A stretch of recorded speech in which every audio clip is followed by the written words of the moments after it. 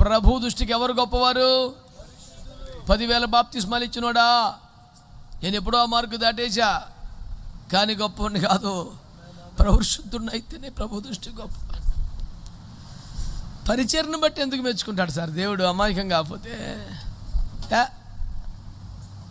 నేను గత 10-20 సంవత్సరాలకు నెత్తినోరు బతుకుని చెప్తున్నా, వాడబడుట ముఖ్యమైన విషయం కాదు, అసలు అది పాయింటే కాదు. స్తుతులు స్తోత్రాలు చేస్తుంటే వర్షిప్ టీం అంటే అన్నాడు, రాళ్ళు చేస్తారా పెద్ద మ్యాటర్ అయినా? ఏదిరా పెద్ద ఎక్కువ ఫీల్ అయ్యేది? రాళ్ళు చేస్తాయి.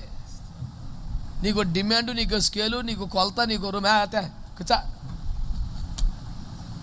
మేము ప్రసంగికులమా? కూర్చో.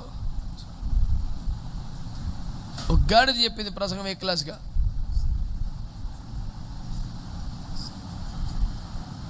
నేను పరిశుద్ధు, నేను పరలోకం లేచినప్పుడు చప్పట్లు కొడుతుంది నీకోసం. ప్రభు దృష్టిలో గొప్పవాడు వాళ్ళు ఒక్కలే, ఇంకెవడు కాదు.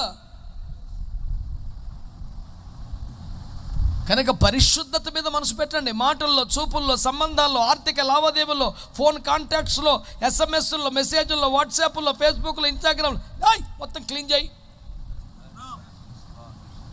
పనికి మళ్ళీ బతుకని ఫోన్కి వైరస్ వస్తే నాన్న తెప్పలు పడి క్లీన్ చేసుకుని నీ బతుకే బట్టి తెచ్చిందిగా. సోయి లేకుండా ఎట్లా బతుకుతున్నావు అసలు?